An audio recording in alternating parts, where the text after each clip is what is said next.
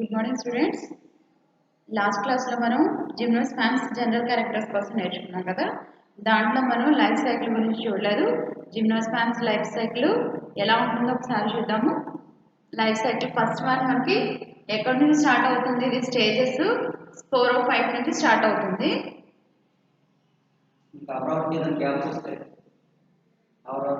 Shut down చేసుకోండి, మళ్ళీ restart చేసుకోండి. అంటే ఛార్జింగ్ తగ్గిపోతుంది.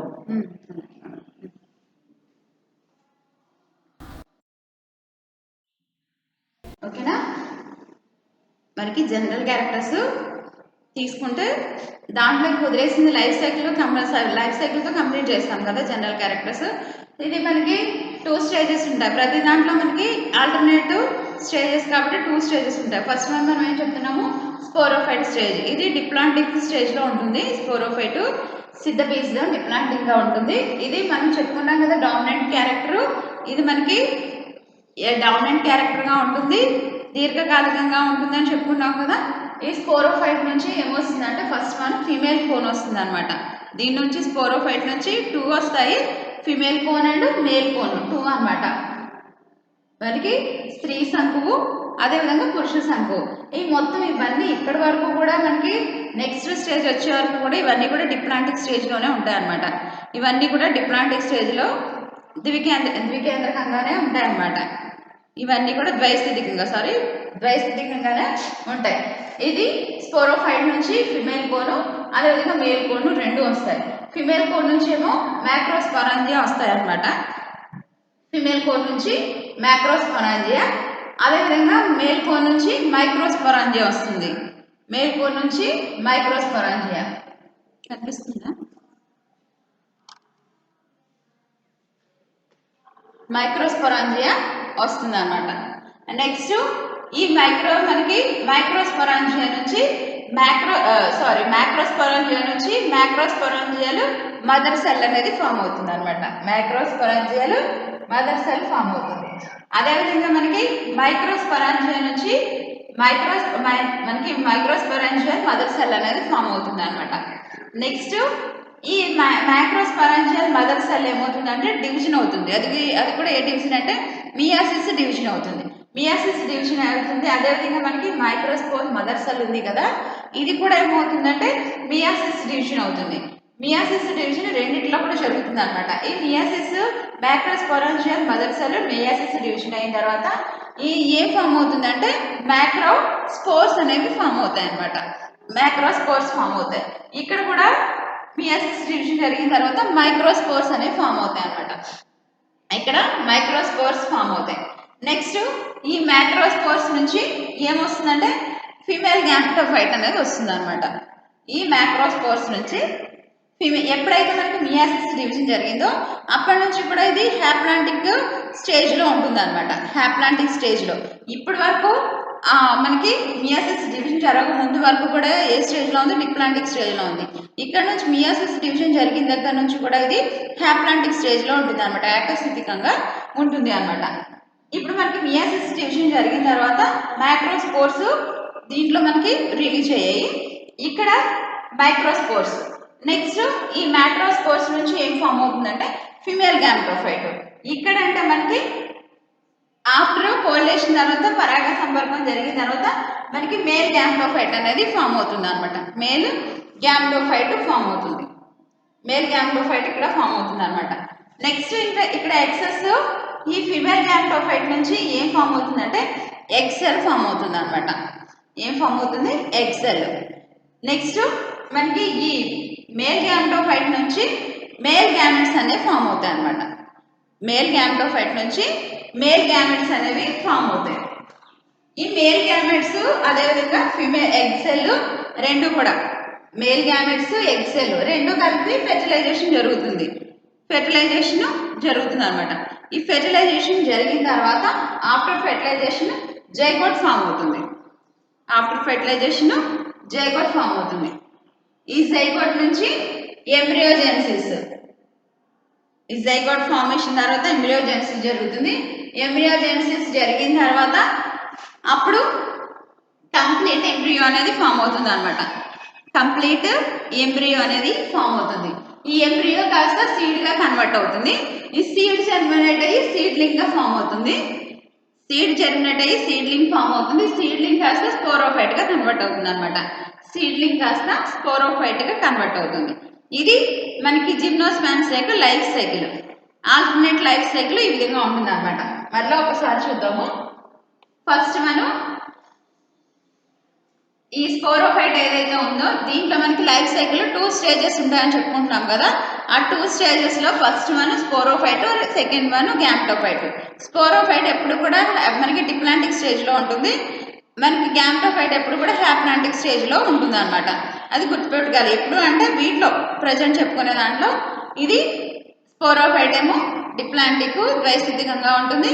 గ్యామ్టోఫైట్ ఏమో ఏకస్థితికంగా హ్యాప్లాంటిక్ స్టేజ్ లో ఉంటుంది అనమాట. అది గుర్తుపెట్టుకోవాలి. స్పోరోఫైట్ సిద్ధబీజం ఇది 2n స్టేజ్ లో ఉందని చెప్పుకుంటున్నా కదా. సిద్ధబీజం నుంచి ఏమొస్తుందంటే ఫిమేల్ కోన్ వస్తుంది అనమాట. సిద్ధబీజం నుంచి వచ్చేది ఏంటి స్త్రీ శంకు వస్తుంది. అదేవిధంగా ఈ స్పోరోఫైట్ నుంచి సిద్ధబీజం నుంచి ఇక్కడ మనకి మేల్ కోన్ కూడా వస్తుంది అనమాట. పురుష శంకు కూడా వస్తుంది. ఈ స్త్రీ శంకు ఏం చేస్తుందంటే ఇది ఎవరిని ఫామ్ చేస్తుందంటే మనకి స్థూల సిద్ధ బీజాశయాన్ని ఫామ్ చేస్తుంది అనమాట. ఎవరిని ఫామ్ చేస్తుంది? స్థూల సిద్ధ బీజాశయాన్ని ఏర్పరుస్తుంది. ఇక్కడ మనకి ఏదైతే పురుష శంకు ఉందో ఇది ఏం చేస్తుందంటే సూక్ష్మ సిద్ధ బీజాశయాన్ని ఇది ఫామ్ చేస్తుంది, ఏర్పరుస్తుంది అనమాట. నెక్స్ట్ ఈ స్థూల సిద్ధ బీజాశయం ఉంది కదా. స్థూల సిద్ధ బీజాశయం నుంచి ఏం ఏర్పడుతుందంటే స్థూల సిద్ధ బీజ మాతృకలు ఏర్పడుతున్నాయి అనమాట. మాతృకణం ఏర్పడుతుంది. స్థూల సిద్ధ బీజ మాతృకణం. ఇక్కడ మనకి సూక్ష్మ సిద్ధ బీజాశయం నుంచి సూక్ష్మ సిద్ధ బీజాశయము, సూక్ష్మ సిద్ధ బీజ మాతృకణం అనేది ఏర్పడుతుంది అనమాట. ఇక్కడ వరకు కూడా అన్ని 2n స్టేజ్ లోనే మనకి డిప్లాంటిక్ స్టేజ్ లోనే ఉంటాయి. తర్వాత ఇప్పుడు ఏదైతే మనకి ఈ మదర్ సెల్ ఏదైతే ఉందో స్థూల సిద్ధ బీజ మాతృకణం ఇది క్షయకణ విభజన చెందుతుంది అనమాట. క్షయకణ విభజన ఇక్కడ కూడా క్షయకణ విభజన జరుగుతుంది. ఇక్కడ మనకి స్థూల సిద్ధ బీజ మాతృకణం క్షయకణ విభజన చెంది ఎవరిని ఏర్పరుస్తుంది అంటే మనకి స్థూల సిద్ధ బీజాన్ని ఏర్పరుస్తుంది. ఇక్కడ క్షయకణ విభజన ఆఫ్టర్ మియోసిస్ డివిజన్ తర్వాత ఏం జరుగుతుందంటే సూక్ష్మ సిద్ధ బీజాలు అనేవి ఏర్పడతాయి అనమాట. ఈ సూక్ష్మ సిద్ధ బీజాల నుంచి ఎవరు ఏర్పడతారంటే స్త్రీ సంయోగ బీజం ఏర్పడుతుంది. ఇక్కడ సూక్ష్మ సిద్ధ బీజాలు మనకి పరాగ సంపర్కం జరిగిన తర్వాత అప్పుడు ఏమి ఏర్పడుతున్నాయంటే పురుష సంయోగ బీజం ఏర్పడుతుంది అనమాట. ఇక్కడ మనకి మేల్ గ్యామెట్ నుంచేమో పురుష సంయోగ బీజం నుంచేమో పురుష బీజాలు వస్తాయి. అదేవిధంగా స్త్రీ సంయోగ బీజం నుంచేమో మనకి ఇక్కడ ఏమొస్తుందంటే ఎగ్ వస్తుంది అనమాట.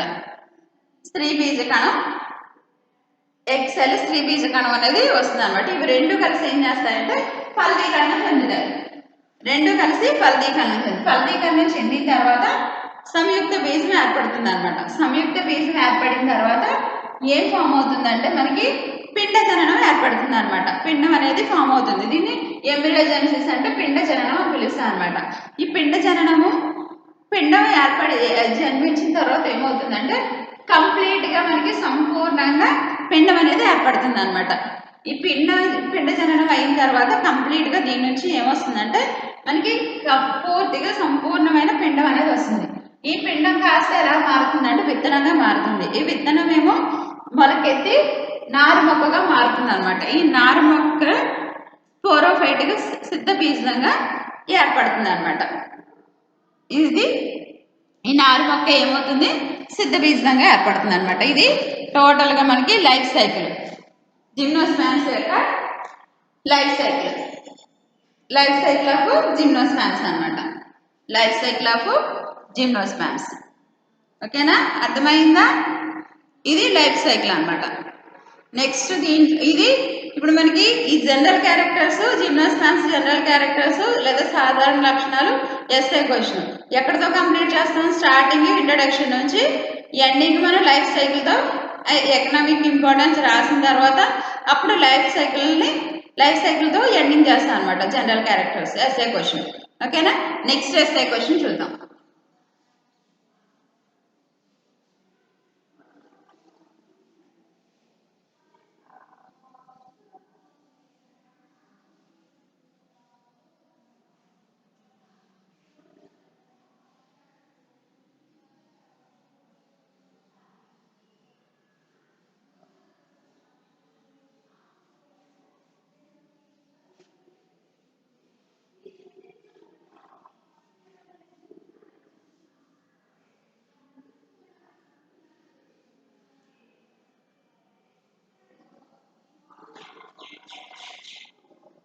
Next gymnosperms classification.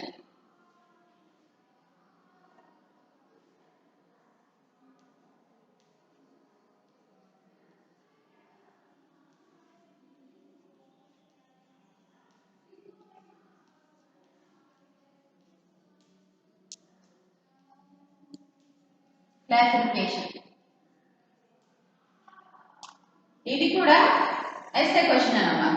Gymnosperms classification, వివృత బీజాల వర్గీకరణ. వివృత బీజాల వర్గీకరణ కూడా ఎస్ఏ క్వశ్చన్ గానే మనం నేర్చుకుంటాం అన్నమాట. వివృత బీజాల వర్గీకరణ ఇది కూడా ఎస్ఏ క్వశ్చన్. ఓకేనా. ఫస్ట్ ఈ వివృత బీజాల వర్గీకరణ కనుక మనం చూసామంటే స్టార్టింగ్లో ఈ జిమ్నోస్పామ్స్ని ఏమనుకునేవారంటే ఫ్లవరింగ్ ఎంబ్రియోస్గా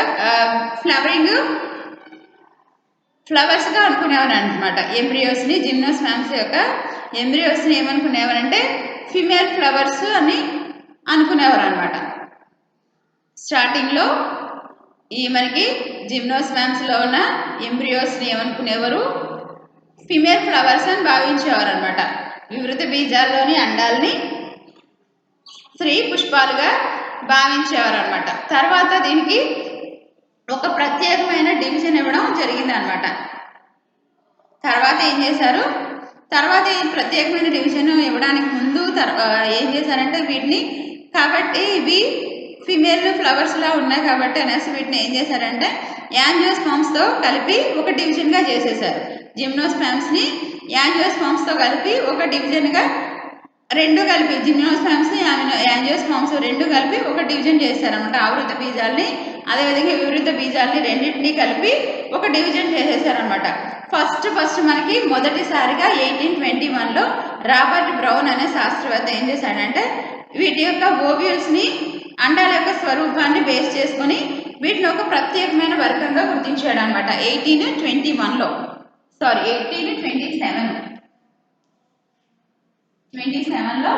రాబర్ట్ బ్రౌన్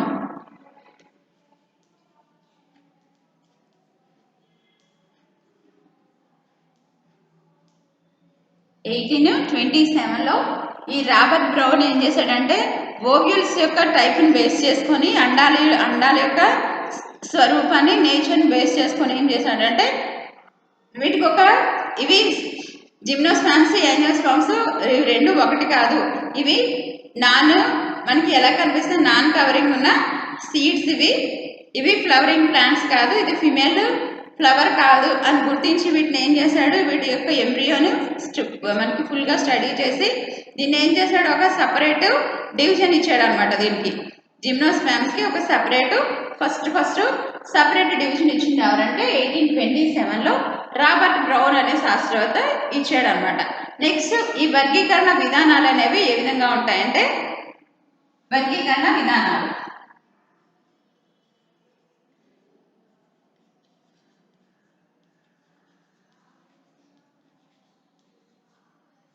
ఇక్కడ మనకి ఫస్ట్ మనం వాంటీగం అనే శాస్త్రవేత్త ఏం చేశాడంటే ఈ వివృత బీజాలను ఐడెంటిఫై చేశాడు అనమాట. ఫస్ట్ ఈ జిమ్నోస్పామ్స్ ని వాంటీగం అనే శాస్త్రవేత్త ఐడెంటిఫై చేసి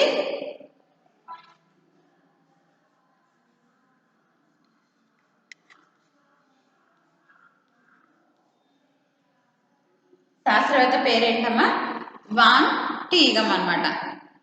వాన్ టీగం అనే శాస్త్రవేత్త ఫస్ట్ ఈ జిమ్నోస్పామ్స్ కి ఒక సపరేట్ డివిజన్ అనేది ఇవ్వాలి, ఇది ఒక సపరేట్ డివిజన్ అని ఆయన ఐడెంటిఫై చేయడం అనేది జరిగింది అనమాట. జిమ్నోస్పామ్స్ ని ఒక ప్రత్యేకమైన వర్గంగా ఫస్ట్ ఈ వాన్ టీగము గుర్తించడం అనేది జరిగింది అనమాట. ఈయన గుర్తించాడు కాబట్టి వీటిని ఏం చేశాడంటే 2 డివిజన్స్గా ఈయన డివైడ్ చేశాడు అనమాట. ఈ జిమ్నోస్పామ్స్ ని 2 డివిజన్స్గా డివైడ్ చేశాడు. ఆ 2 డివిజన్స్లో వీటిని ఏం చేశాడంటే 2 డివిజన్లుగా మనకి ఈయన డివైడ్ చేసి ఒకటేమో జిమ్నోస్పెర్మే, రెండోదేమో దీన్ని జిమ్నోస్పెర్మేని ఏం పిలుస్తామంటే స్టిగ్మాటాగా పిలుస్తాం అనమాట. జిమ్నోస్పెర్మే లేదా స్టిగ్మాటాగా పిలుస్తాము. రెండోది యాంజియోస్పెర్మే. జిమ్నోస్పెర్మే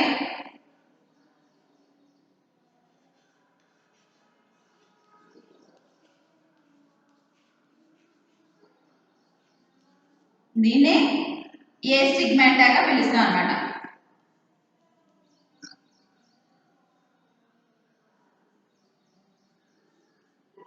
ఏ స్టిగ్మాటాగా పిలుస్తాం అన్నమాట. రెండోది యాంజియోస్పెర్మే.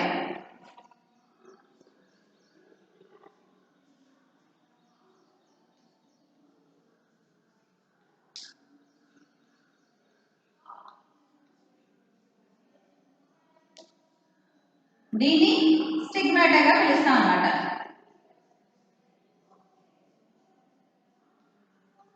ఓకేనా. వాంటిగం ఏం చేశాడు, ఈ జిమ్నోస్పామ్స్ ని ఒక సపరేట్ డివిజన్ చేసి సపరేట్ డివిజన్ గా ఐడెంటిఫై చేసి ఈ సపరేట్ డివిజన్ అయిన జిమ్నోస్పామ్స్ ని 2 మనకి డివిజన్స్ గా డివైడ్ చేశాడు అనమాట. అవేంటది, జిమ్నోస్పెర్మే, రెండోది జిమ్నోస్పెర్మే, రెండోది యాంజియోస్పెర్మే. జిమ్నోస్పెర్మ్ అండ్ యాంజియోస్పెర్మేగా వీటిని డివైడ్ చేశాడు అనమాట, 2 డివిజన్స్ గా. ఈ జిమ్నోస్పెర్మ్ అని ఏమని పిలుస్తామంటే ఏ స్టిగ్మాటా అని పిలుస్తాం అనమాట. అదే మనకి యాంజియోస్పెర్మ్ అని స్టిగ్మాటాగా పిలుస్తాం అనమాట. ఇది వాంటిగం యొక్క క్లాసిఫికేషన్, వాంటిగం యొక్క క్లాసిఫికేషన్ అనమాట. నెక్స్ట్ మనకి బెంథమ్ హుకర్ క్లాసిఫికేషన్ తెలుసు. బెంథమ్ హుకర్ క్లాసిఫికేషన్ తీసుకుంటే బెంథమ్ హుకర్ ఏం చేశారు, నేనే చెప్పాలి అంతే కదా.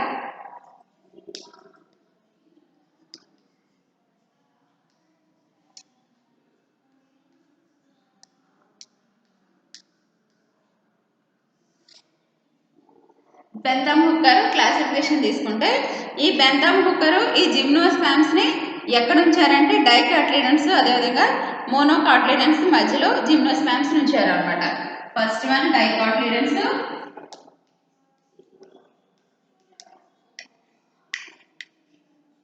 అదేవిధంగా మిడిల్లో జిమ్నోస్పామ్స్,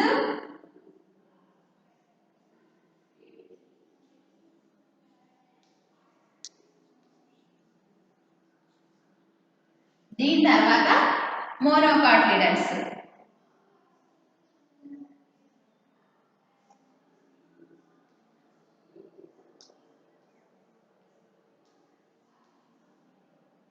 డైకాట్లిడన్స్ అదేవిధంగా మోనోకాట్లిడన్స్ కి మిడిల్ లో ఎవరు ఉంచారో జిమ్నోస్పామ్స్ ఉంచారు. ద్విదళ బీజాలకి ఏకదళ బీజాలకి మధ్యలో ఈ వివృత బీజాన్ని బెంథమ్ హుకర్ ఉంచారనమాట. బెంథమ్ హుకర్ ద్విదళ బీజాలు ఏకదళ బీజాల మధ్యలో ఈ తీసుకొచ్చి ఈ వర్గీకరణలో వివృత బీజాన్ని ఉంచారనమాట. ఇది Bentham Hooker classification. Next classification Coulter and Chamberlain అనమాట. Coulter and Chamberlain.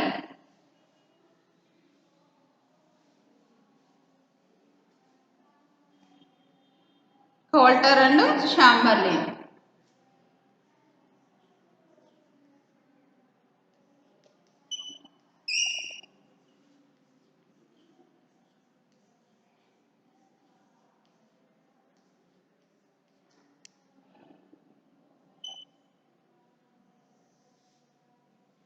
Coulter and Chamberlain 1917లో ఈయన క్లాసిఫికేషన్ ఇచ్చాడు అనమాట జిమ్నోస్పామ్స్ కి. 1917లో కోల్టర్ అండ్ చాంబర్లిన్ వీళ్ళిద్దరు కూడా ఈ వివృత బీజాలు ఏదైతే ఉన్న జిమ్నోస్పామ్స్ ని 7 ఆర్డర్స్ గా వీళ్ళు డివైడ్ చేశారనమాట. 7 ఆర్డర్స్, 7 క్రమాలుగా ఏం చేశారు వీళ్ళు, డివైడ్ చేశారనమాట కోల్టర్ అండ్ చాంబర్లిన్. అవి మనకి ఏంటంటే cycadales, cycadofilicales first one,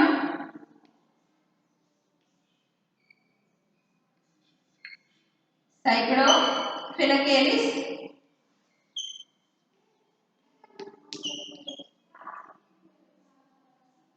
first one ఏంటి సైక్లోఫిలకేలిస్, రెండోది వచ్చి బెనిటైటేలిస్,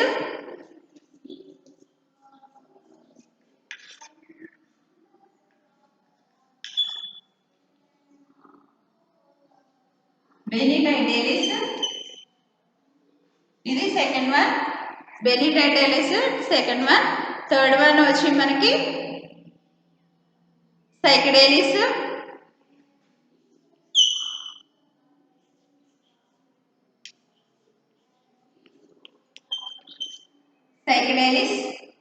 అదేవిధంగా ginkgoales fourth one,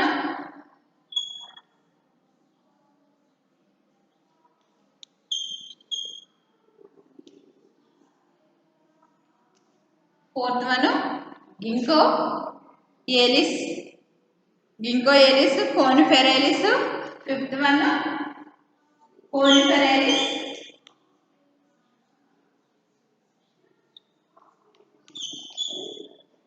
sixth one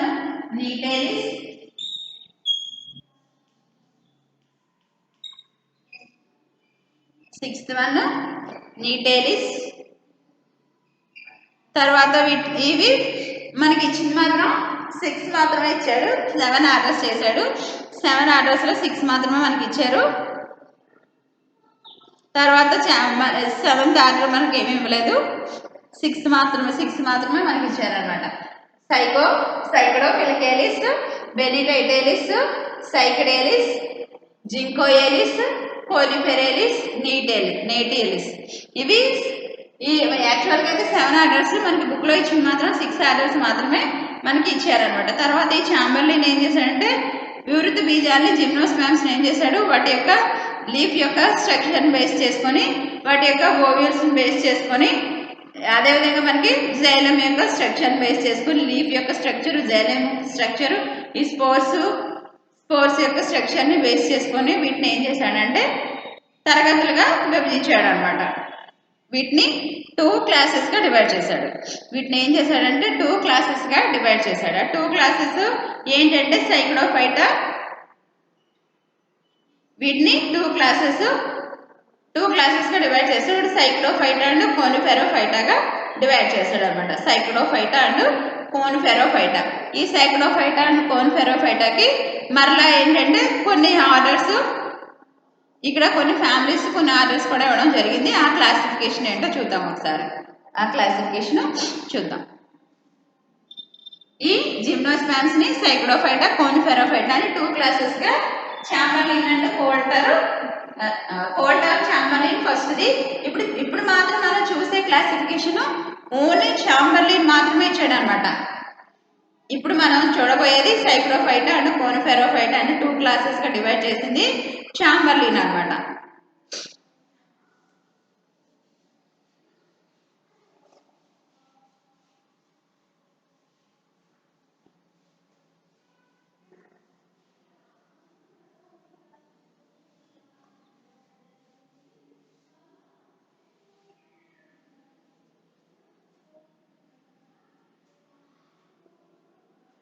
first one gymnosperms తీసుకుంటాం. వివృత బీజాలు,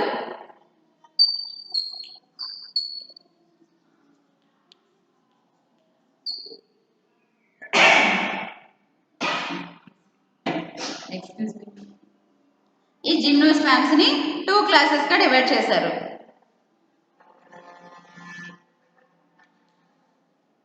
సైక్లోఫైటా,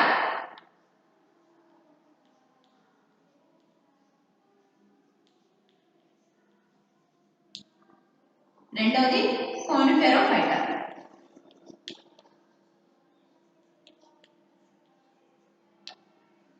జిమ్నోస్పామ్స్ని 2 క్లాసెస్గా చేశారు. కోనిఫెరోఫైటా, సైక్లోఫైటా, ఇవి రెండు కూడా ఏంటి క్లాసెస్, తరగతులు.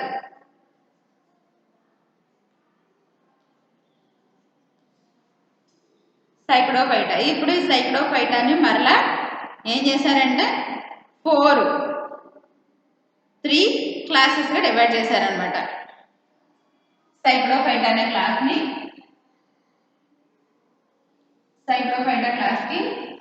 3 ఆర్డర్స్ ఇచ్చారు. దీంట్లో మనకి first one సైక్లోఫిలకేలిస్,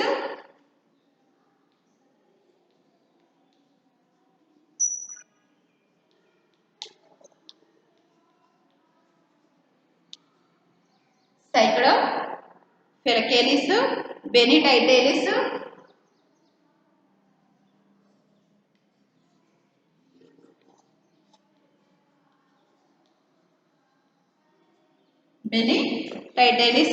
third one సైకడేలిస్.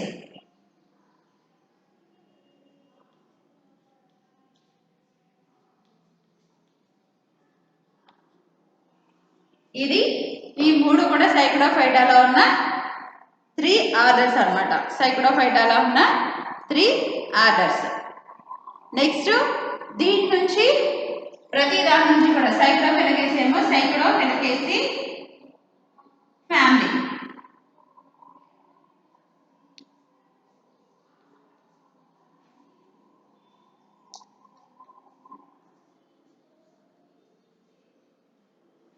సైక్లోఫిలకేసి family, అదేవిధంగా బెనిటైటేసి ఫ్యామిలీ,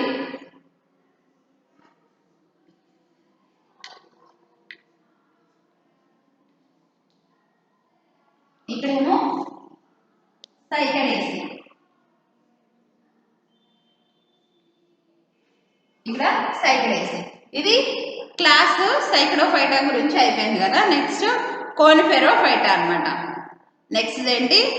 కోనిఫెరోఫైటా.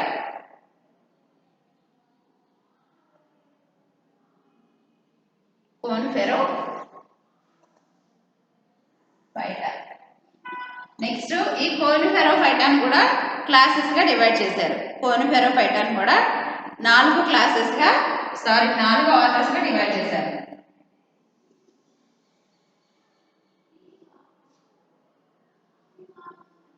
దీంట్లో మనకి 4 ఆర్డర్స్ లో ఫస్ట్ వన్ ఏంటంటే కార్టైటేలిస్.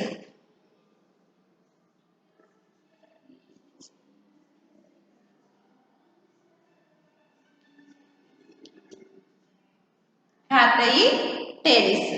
దీంట్లో మనకి ఫ్యామిలీ వచ్చి కార్టైటేసి.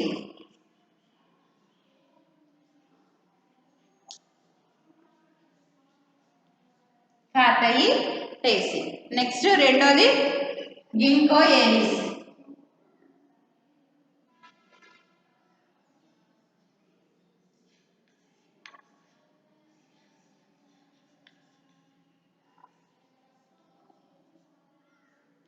Family ginkgoaceae. Family ginkgoaceae. Next fourth one కోనిఫెరేలిస్.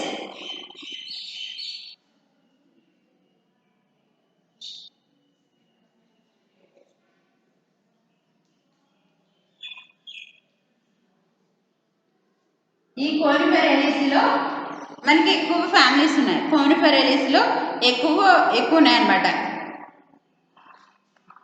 Families. ఎబిటేసి first one ఏంటమ్మా? ఎబిటేసి. రెండోది టాక్సోడియేసి.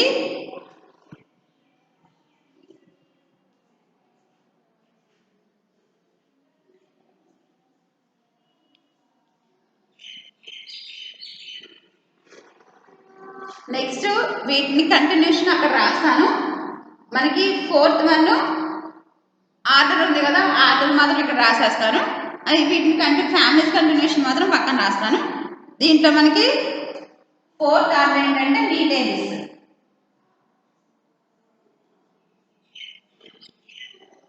ఫ్యామిలీ దీంట్లో నీటేసి. ఫ్యామిలీ వచ్చి నీటేసి ఫ్యామిలీ. దీంట్లో మనకి థర్డ్ వన్ క్యూప్రిడేసి.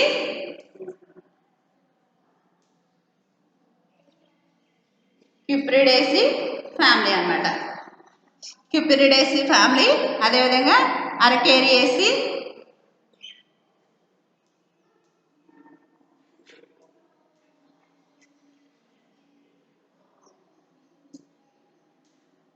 అరకేరియేసి ఫ్యామిలీ. అదేవిధంగా పోడోకార్పేసి,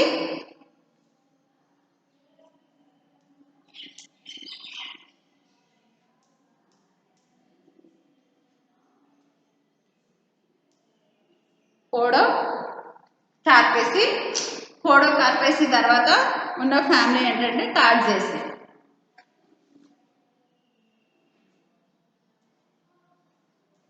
ఈ 6 ఫ్యామిలీస్ మనకి దీంట్లో కోనిఫెరేలిస్ లో 6 ఫ్యామిలీస్ మనకు ఉన్నాయన్నమాట. ఇప్పుడు ఒకసారి మళ్ళీ చూసేయండి. జిమ్నోస్పామ్స్ ని మనకి ఎవరైతే చాంబర్లిన్ ఉన్నాడో ఈ చాంబర్లిన్ జిమ్నోస్పామ్స్ ని 2 క్లాసెస్ గా క్లాసిఫై చేశాడు. సైక్రోఫైటా అండ్ కోనిఫెరోఫైటా.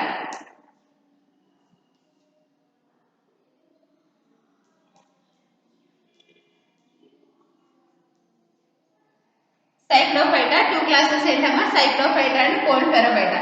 ఈ సైక్రోఫైటాని మరలా 3 ఆర్డర్స్ గా క్లాసిఫై చేశాడు. 3 ఆర్డర్స్ గా క్లాసిఫై చేశాడు. ఆ 3 ఆర్డర్స్ ఏంటంటే సైక్రోఫిలకేలిస్, బెనిటైటేలిస్, సైకడేలిస్. సైక్రోఫిలకేలిస్, బెనిటైటేలిస్, సైకడేలిస్ ఈ 3 కూడా ఈ సైక్రోఫైటాలో ఉన్న ఆర్డర్స్ అన్నమాట. ఈ సైక్రోఫిలకేలిస్ మళ్ళీ క్లాస్ అదేంటది ఫ్యామిలీగా డివైడ్ చేశాడు. సైక్రోఫిలకేసి అనేది ఒక ఫ్యామిలీ అన్నమాట. బెనిటైటేలిస్ అనే క్రమాన్ని ఆర్డర్ని బెనిటైటేసి అనే ఫ్యామిలీగా క్లాసిఫై చేశాడు. సైకడేలిస్ అనే ఆర్డర్ని సైకడేసి అనే ఫ్యామిలీగా క్లాసిఫై చేశాడు. ఇది సైక్రోఫైటా క్లాస్ లో ఉన్న ఆర్డర్స్ అండ్ ఫ్యామిలీస్. నెక్స్ట్ కోనిఫెరోఫైటా. ఈ కోనిఫెరోఫైటాని 4 ఆర్డర్స్ గా క్లాసిఫై చేశాడు. 4 ఆర్డర్స్ ఏంటంటే కార్టైటేలిస్, గింకోయేలిస్, కోనిఫెరేలిస్, నీటేలిస్. ఏంటమ్మాయి? కార్టైటేలిస్, గింకోయేలిస్, కోనిఫెరేలిస్, నీటేలిస్. ఇవి 4 ఆర్డర్స్. ఫస్ట్ వన్ మనకి కార్టైటేలిస్. ఈ కార్టైటేలిస్ ఆర్డర్ నుంచి కార్టైటేసి ఫ్యామిలీని క్లాసిఫై చేశాడు. కార్టైటేలిస్. గింకోయేలిస్ నుంచి గింకోయేసి ఫ్యామిలీ వచ్చింది. కోనిఫెరేలిస్ నుంచి మనకి 6 ఫ్యామిలీస్ వచ్చాయి. కోనిఫెరేలిస్ నుంచి 6 ఫ్యామిలీస్. ఫస్ట్ వన్ ఎబిటేసి, రెండోది టాక్సోడియేసి, మూడోది క్యూప్రిడేసి, మూడో ఫ్యామిలీ ఏంటి? Cupressaceae. Fourth one araucariaceae, fifth podocarpaceae, sixth taxaceae. ఇవి 6 కూడా మనకి కోనిఫెరేలిస్ అనే ఆర్డర్లో ఉన్న 6 ఫ్యామిలీస్. ఫస్ట్ ఫ్యామిలీ ఏంటి? ఎబిటేసి, రెండోది taxodiaceae, third one cupressaceae, fourth one araucariaceae, fifth one podocarpaceae, sixth one taxaceae. ఇవి 6 కూడా మనకి కోనిఫెరేలిస్ ఆర్డర్లో ఉన్న ఫ్యామిలీస్ అన్నమాట. నెక్స్ట్ ఫోర్త్ ఆర్డర్ ఏంటి? నీటేలిస్. నీటేలిస్లో ఒకే ఒక ఫ్యామిలీ ఉంది, నీటేసి. నీటేసి అనే ఒకే ఒక ఫ్యామిలీ దీంట్లో మనకి కనిపిస్తుంది అనమాట. ఇది మనకి ఫస్ట్ ఈ చాంబర్లిన్ ఇచ్చిన క్లాసిఫికేషన్ అన్నమాట. చాంబర్లిన్ ఇచ్చిన క్లాసిఫికేషన్. నెక్స్ట్ ఇలా ఒక్కొక్క సైంటిస్ట్ ఒక్కొక్క క్లాసిఫికేషన్ ఇస్తూనే ఉన్నాడు అనమాట. కొంచెం కొంచెం చేంజ్ చేసి ఒక్కొక్కరు ఒక్కొక్క క్లాసిఫికేషన్ ఇస్తూ వచ్చారు.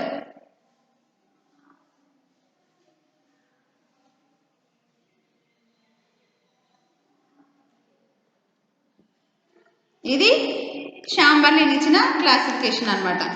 Next Arnold.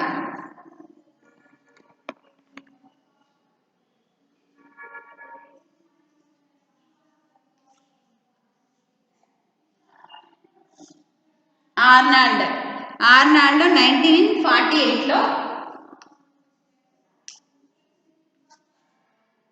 ఆర్నాల్డ్ అనే సైంటిస్ట్ ఏం చేశాడు? 1948లో ఈయన ఏం చేశాడు? జిమ్నోస్పామ్స్ ని ఫాలోఫైటిక్ ఆరిజిన్స్ అని ఈయన అనుకున్నాడు అనమాట.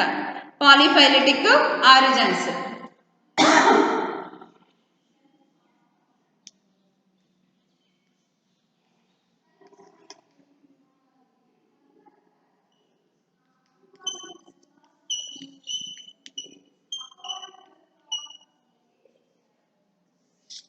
పాలిఫైలిటిక్ ఆరిజిన్స్ బహుధార జన్యములు. వీటిని ఏమని పిలిచాడమ్మా? బహుధార జన్యం అనుకున్నాడు.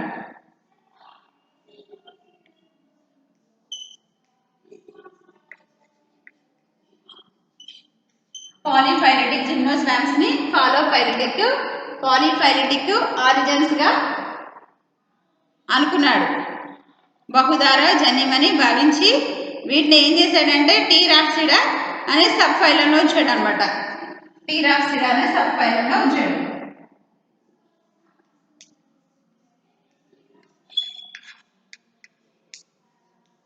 టీ రాప్సిడా అనే సబ్ ఫైలంలో దీన్ని ఉంచడం అనేది జరిగిందనమాట. మనకి ఈ మొక్కలో మనకి టీ రాప్సిడా అనే మొక్కలో ఈవెన్గా ఉన్న ప్లాంట్స్ని సమాన స్థాయి కలిగిన మొక్కల్ని మనకి దీంట్లో క్లాసెస్గా క్లాసిఫై చేశాడు అనమాట. అవి ఏంటంటే సైక్డోఫైటా, కోనిఫెరోఫైటా క్లాసెసే కదా ఇవి. సైక్డోఫైటా, కోనిఫెరోఫైటా, క్లాండోస్పెర్మోఫైటా ఈ 3 క్లాసెస్గా చేశాడు అనమాట. ఈ సమాన స్థాయి కలిగిన క్లాసెస్గా డివైడ్ చేశాడు. సైక్డోఫైటా, కోనిఫెరోఫైటా, మూడోది ఏంటంటే దీంట్లో క్లాండోస్పెర్మోఫైటా. సైక్డోఫైటా, కోనిఫెరోఫైటా,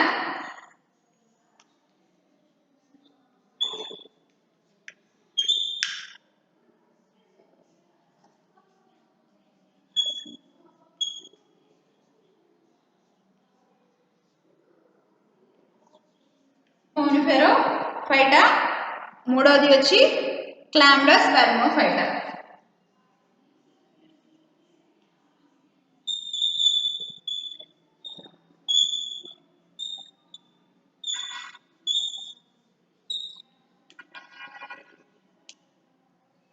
సైక్డోఫైటా, కోనిఫెరోఫైటా, క్లాండోస్పెర్మోఫైటా మనకి ఈ 3 క్లాసెస్గా వీటిని డివైడ్ చేశాడు అనమాట. 3 క్లాసెస్గా డివైడ్ చేశాడు వీటిని. అదే మనకి ఇక్కడ జిమ్నోస్పెర్మే ఉంది కదా డివిజన్. ఈ జిమ్నోస్పెర్మే డివిజన్కి ఎటువంటి స్థాయి అనేది ఇవ్వలేదన్నమాట. జిమ్నోస్పెర్మ్స్ డివిజన్కి ఎటువంటి స్థాయి కల్పించలేదన్నమాట. ఇప్పుడు వీటన్నిటిని కలిపి ఫైలం ట్రాకియోఫైటాలో ఉంచాడు. ఆర్నాల్డ్ ఏం చేశాడు, వీటన్నిటిని కలిపి ఫైలం ట్రాకియోఫైటాలో పెట్టాడు అనమాట. ఆర్నాల్డ్ 1948లో ఆర్నాల్డ్ వీటిని ఫైలం ట్రాకియోఫైటాలో పెట్టాడు.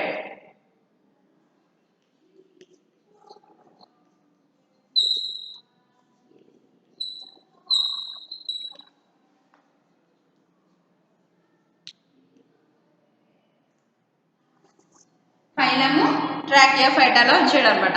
ట్రాకియోఫైటాలో వచ్చి వీటిని సబ్ ఫైలమ్స్ 4 ఫైలమ్స్ చేశాడు. సబ్ ఫైలమ్స్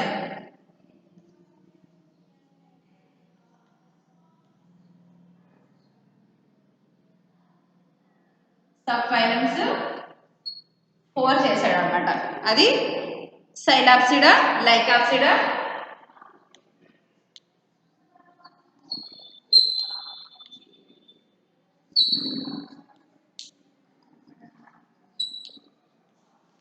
సైలాప్సిడా, రెండోది లైకాప్సిడా, మూడోది స్పినాప్సిడా,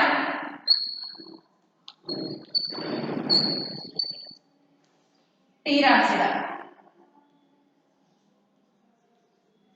4 సబ్ ఫైలమ్స్ చేశాడు. ట్రాకియోఫైటాని 4 సబ్ ఫైలమ్స్ చేశాడు అనమాట. ఈ 4 సబ్ ఫైలమ్స్ లో మళ్ళీ నెక్స్ట్ డివిజన్ చేశాడు. దేన్ని సైలాప్సిడాని మళ్ళీ 3 డివిజన్స్ చేశాడు అనమాట. సైలాప్సిడాని 3 డివిజన్స్ చేశాడు. ఫస్ట్ డివిజన్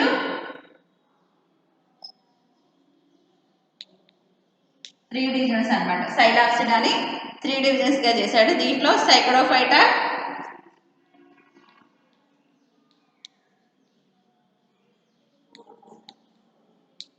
రెండోది కోనిఫెరోఫైటా,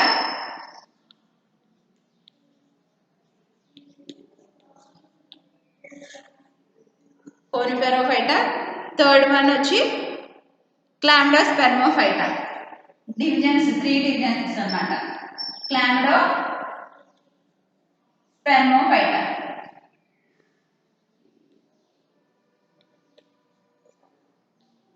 క్లాండోస్పెర్మోఫైటా. ఈ సైక్డోఫైటాలో మనకి 3 ఆర్డర్స్ ఉన్నాయి, క్రమాలు 3 ఉన్నాయి. దీంట్లో 3 ఆర్డర్స్ ఉన్నాయి. First one సైకడేలిస్,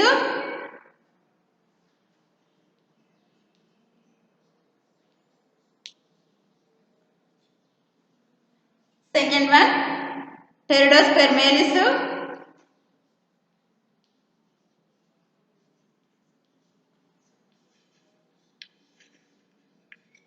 third one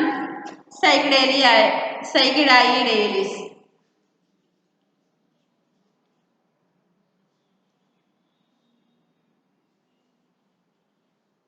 సైకిడియాయిడేలిస్.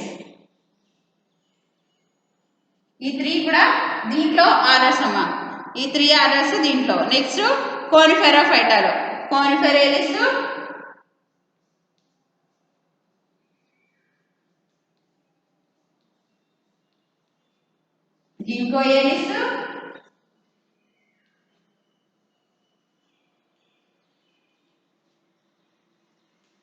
గింకోయేలిస్, and fourth one కార్టైటేలిస్.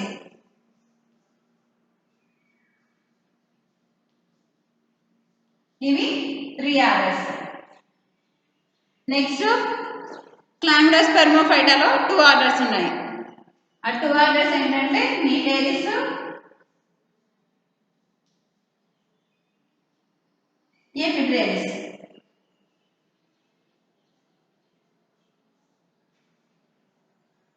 ఎపిడ్రేలిస్. ఇవి టోటల్గా మనకి ఈ ట్రాకియోఫైటా ఆర్నాల్డ్ ఇచ్చిన క్లాసిఫికేషన్లో ట్రాకియోఫైటా అని మనకి 4 సబ్ ఫైలమ్స్ చేశాడు. సైలాప్సిడా, లైకాప్సిడా, స్పీనాప్సిడా, టీరాప్సిడా అనమాట. నెక్స్ట్ సైలాప్సిడానే ఈ సబ్ ఫైలమ్ని 3 డివిజన్స్ చేశాడు. ఆ 3 డివిజన్స్ సైక్రోఫైటా, కోనిఫెరోఫైటా, క్లామిడోస్పెర్మోఫైటా. ఈ సైక్రోఫైటాని 3 ఆర్డర్స్ చేశాడు. సైకిడేలిస్, టెరిడోస్పెరేలిస్, సైకిడాయిడేలిస్. టెరిడోస్పెర్మేలిస్, సైకిడాయిడేలిస్. నెక్స్ట్ కోనిఫెరోఫైటాని 3 ఆర్డర్స్ చేశాడు. Coniferales, ginkgoales, cordaitales. Next third division chlamydospermophyta. దీంట్లో 2 ఆర్డర్స్ క్లాసిఫై చేశాడు. నీటేలిస్ అండ్ ఎపిడ్రేలిస్. క్లామిడోస్పెర్మోఫైటాని 2 ఆర్డర్స్గా క్లాసిఫై చేశాడు. నీటేలిస్ అండ్ ఎపిడ్రేలిస్. ఓకేనా? ఇది క్లాసిఫికేషన్లో హాఫ్ పార్ట్ అనమాట. నెక్స్ట్ క్లాస్లో డిస్కస్ చేసుకుందాం. ఇవి దీంట్లో ఉన్న divisions and phylum and sub phylum and division and orders. దీంట్లో మనకి ఏ విధమైన ఫ్యామిలీస్ అయితే కనిపించట్లేదు. ఫ్యామిలీస్ ఎక్కడ కనిపించట్లేదు. Only divisions, phylum, sub phylum, division and దీంట్లో ఆర్డర్స్ మాత్రమే దీంట్లో మనకు కనిపిస్తున్నాయి అన్నమాట. వీటిని మీరు జాగ్రత్తగా ఇప్పుడు చెప్పినంత వరకు జాగ్రత్తగా రన్నింగ్ నోట్స్ రాసుకొని జాగ్రత్తగా చదువుకొని మీకు మీరే చదివేసుకొని అసైన్మెంట్స్ మీరే రాసేసుకోండి. జెన్యూన్గా మీరు చూస్తున్న వాళ్ళు మీ ఫ్రెండ్స్ కూడా చూడమని చెప్పండి. ఓకేనా? Thank you.